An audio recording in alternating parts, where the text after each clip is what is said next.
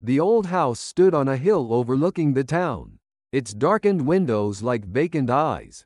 It had been in our family for generations, a silent witness to countless stories. We knew some whispered tales of ancestors and their secrets, but some secrets, we were about to discover, were better left buried. It started with a simple DNA test, a Christmas gift from my sister.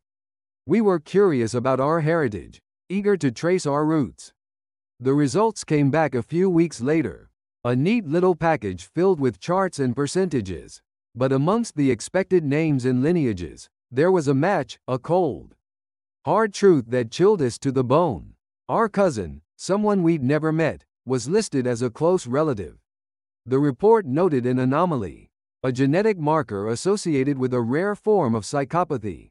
It was a detail we initially brushed aside, a statistical oddity. Then came the phone call, the hesitant voice of a detective. They were reopening an old case, a decades-old murder that had haunted our family. The victim was a young woman, her life cruelly cut short. The prime suspect had always been a distant relative, a man who had vanished without a trace shortly after the crime. The DNA, it turned out, linked him directly to our family.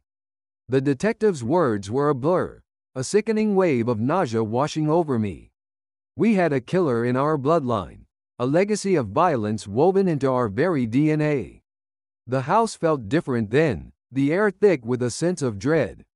Every creak of the floorboards, every shadow in the hallway, seemed to whisper his name. We began to investigate, driven by a morbid curiosity. We delved into the old family records, dusty journals, and faded photographs. We found a portrait of the killer, his eyes cold and distant, his face eerily familiar. The more we learned, the more the house seemed to close in around us, its secrets becoming increasingly suffocating.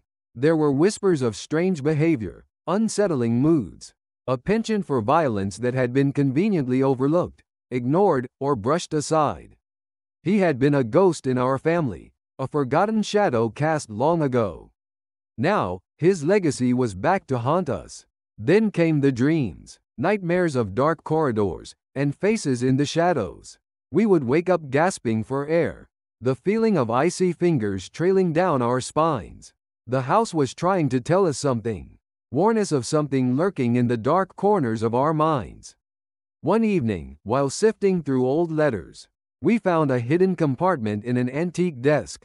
Inside, a small, leather-bound diary, its pages filled with the killer's chilling words, details of the crime, written in his own hand, a confession we never knew we needed.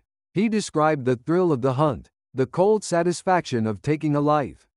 The final entry, a single line scrawled in a frantic hand, sent a wave of icy terror down my spine. I'm still here.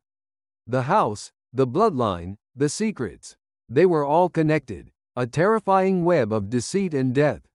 We were not just related to a killer, we were trapped in his story. The ending, it seemed, was not yet written.